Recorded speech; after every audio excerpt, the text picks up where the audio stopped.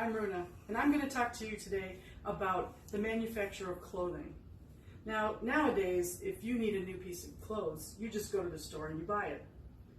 Thousands of years ago, it didn't work that way. You had to make everything from scratch. The amount of work that was needed in order to make one person an outfit was huge. Each person, if you were going to make them a hat, gloves, socks, pants, and a shirt, would take about 5 sheep. And I'm going to talk to you today about wool. Wool comes from sheep. There are many different kinds of sheep. And each sheep's fleece or hair is different from the next sheep. So you can use specific sheep for specific things. Some sheep are better for rugs. Some sheep are better for clothing that's up against your skin. So there's all kinds of things you can do with wool. In order to get started, you had to raise the sheep. You had to take a baby and let it grow so it would have the fleece.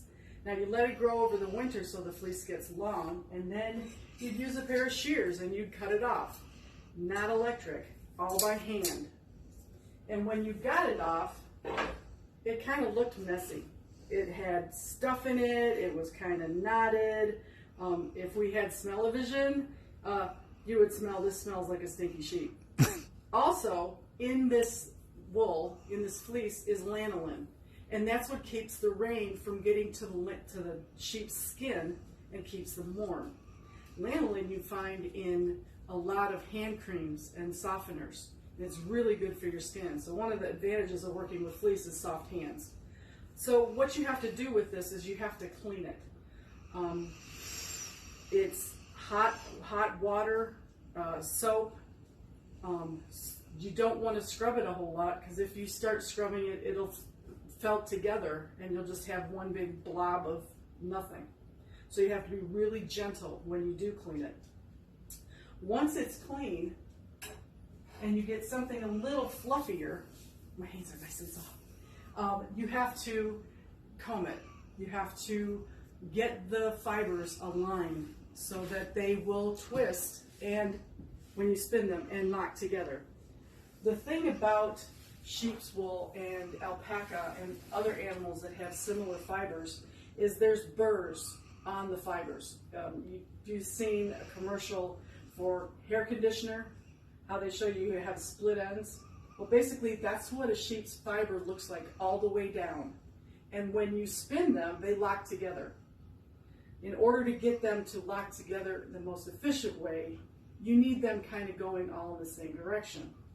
So there's 2 methods. The first one is called carding, and these paddles have hundreds and hundreds of little teeth in them. And what you do is you just card it, and you get those fibers to align.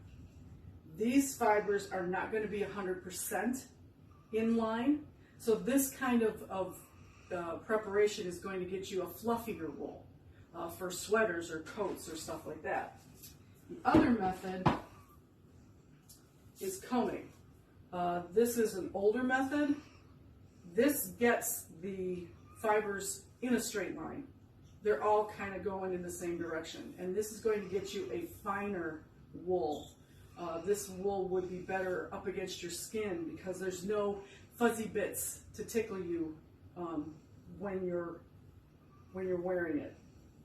What you do once you get everything either combed or carded is you draw it out, and what you have now is roving. And this is what was spun. Now, back in the day, sheep, the older breeds, would shed their wool. And you could see how they were already twisted on the sheep. They look like dreadlocks. I personally think that's how man decided that this thing would work, by spinning the material. So in the beginning, what they would do is they just roll it down their leg and make a twist out of it.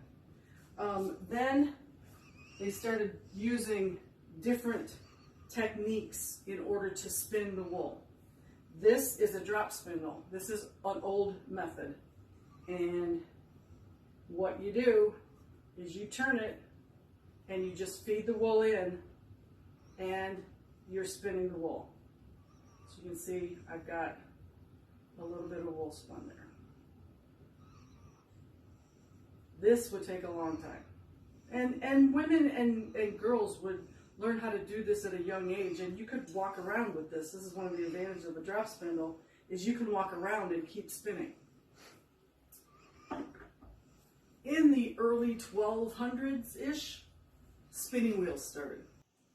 This is one of the earlier types of wheels. This is a great wheel.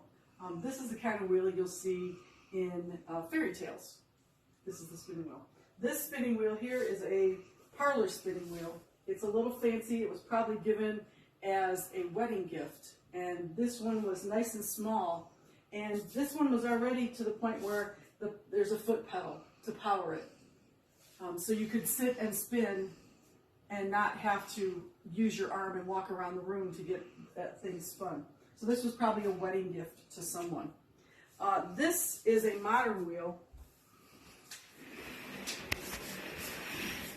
And it's amazing what they've done. There's all kinds of different wheels. This one is a portable wheel where I can fold it up and carry it with me wherever I want to go.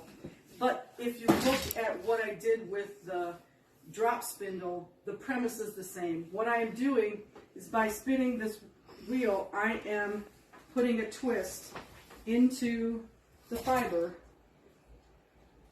and making yarn. And what I'll do is, after I get a couple of spools of this spun up, I'll twist two of them together. It's called plying, and that's what makes it even thicker and stronger. Now, once I get this spun, I would like color. Now, one of the misconceptions that we have is back in early times, most people wore brown or gray or like an off-white color for like a natural color. That's not true. There were lots of colors. They used different plants. They used the seeds. They used bugs. This is woad. This is an ancient blue dye that is in the family as indigo. And indigo is what Levi Strauss used to color blue jeans. So this is in the same family of the stuff that the jeans we wear. This is a bright yellow. And this is cochineal. And this is tiny little bugs that live on cactus, and they give you a beautiful, beautiful red color. So ancient clothing was bright. It wasn't the dull colors that we think they had. So what you would do is you would take your yarn and then you would dye it, and whatever colors you wanted to. Wool takes dye really, really nicely, and it stays. So any of these colors would have been very, very vibrant. Now that you have it spun and dyed, now you would have to weave it. I have two examples of looms here. The one on the floor is a tabletop loom, modern loom. The one against the windows, that is a floor loom. That is also a modern loom. In, say, the Viking Age, the looms were warp-weighted looms, where the loom would rest against the wall and the yarn would come over the top of it, and there would be weights tied to the bottom to give it tension. The horizontal loom is a much newer sort of thing. The one on the floor, I use my hands to manipulate for different patterns. The one on the big floor loom, I use my feet to put patterns in the material. And once I warp that up, I can get material in any lengths or widths, depending on how wide my loom is. And then I would have to cut it and then sew it by hand, because we didn't have sewing machines back then. So this is an example of a garment made from hand-woven, hand-dyed wool. It's soft, it's warm. Wool has a lot of properties that make it a perfect kind of material. You could also weave on strap, so you could make the straps for your clothing, you could make handles, you could make belts. Here's an example of a belt. that I wove. And it actually goes pretty good with this outfit. So there you have it, a belt. So if you think about it, in order to get one garment for a person, you'd have to raise the sheep, shear the sheep, clean the wool, comb the wool, dye the wool. Then you would have to warp up the loom and weave the wool. Then you would have to cut it and you'd have to sew it. So a garment, one piece of clothing, could take you up to a year from beginning to end. So, hand-me-downs. Lots of hand-me-downs. If I ruined the bottom of my dress, I could cut my dress off and either give it to a daughter or a son if I cut it short enough. There are examples of mothers leaving woven pieces to their daughters in their wills because it was such a beautiful piece of work and nobody wanted to lose it. So we're pretty lucky how we can get our clothing now. It's a lot of work, but it's very satisfying to get something from the very beginning to the very end. Thank you.